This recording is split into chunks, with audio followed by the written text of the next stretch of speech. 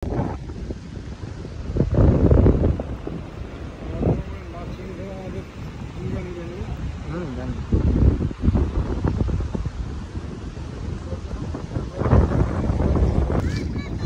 বন্ধুরা, এটা হচ্ছে মাছরাঙা বলা হয়। এগুলো বেশি সমুদ্রের পাড়ে থাকে।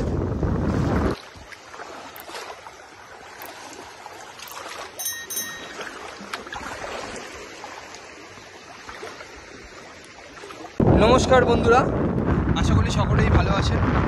আবারও একটা নতুন পর্ব নিয়ে আমি হাজির হয়েছি। আমি এখন দাঁড়িয়েছি মৌসুমী দ্বীপের একদম জিরো পয়েন্টে।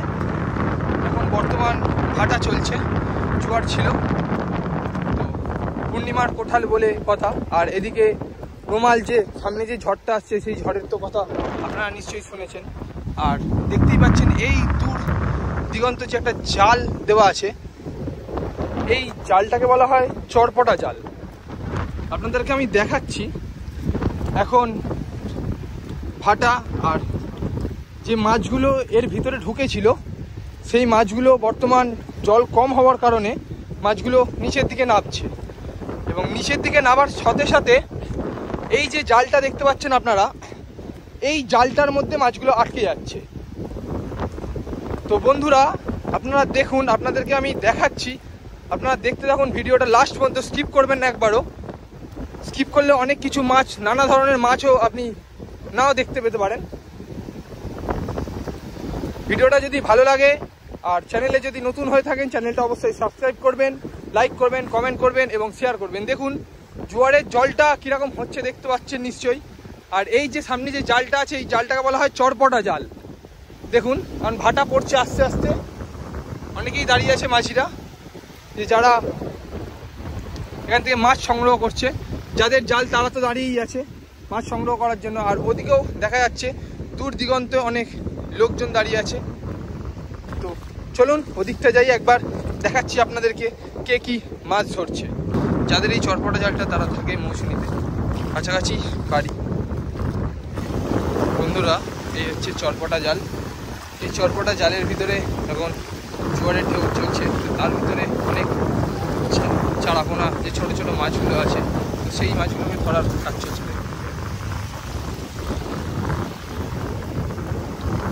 করে জালটা ফেলে দেওয়া হয়েছে, এবার টানা হবে।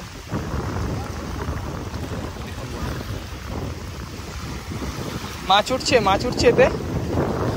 এই তো পড়েছে, এই তো পড়েছে, দেখুন এই পড়ছে, মাছ ভালো পড়ছে। চিংড়ি দেখুন লাফাচ্ছে, সব জ্যান্ত একদম।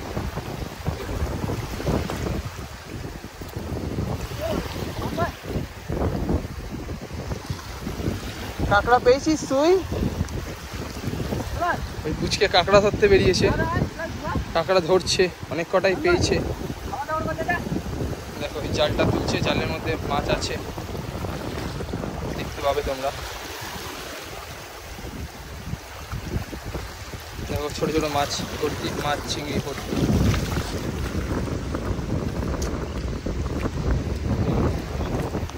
মাছ সবই সামুদ্রিক মাছ। চিংড়ি, ছোট ছোট মাছ।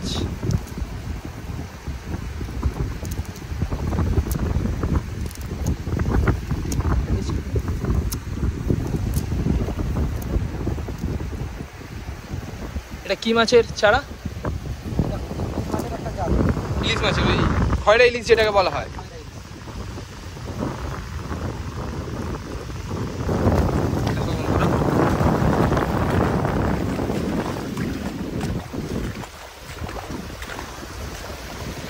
এই চরপটা জালের ভিতরেই যে মাছগুলো আছে, সেই মাছগুলোকেই ধরছে।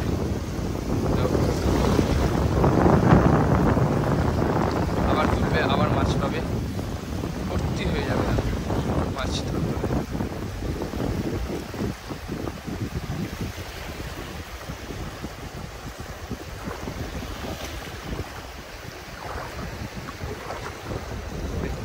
শঙ্কর মাছ পড়েছে একটা, না বাঁশপাতা পড়েছে বড় সাইজের।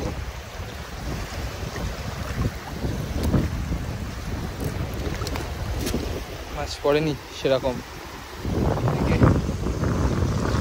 দাদা দিচ্ছে, দুটো দাদা দিচ্ছে, ওদিকেও দিচ্ছে, মানে প্রচুর লোক দিচ্ছে। আর সেই পুচকে কাঁকড়া ধরছে। সারাদিনে যে দুবার জোয়ার ভাটা আসে, সেই দুবার জোয়ার ভাটাতেই ওনারা এই জাল দেখতে আসে, তখনই মাছ ধরে ওনারা।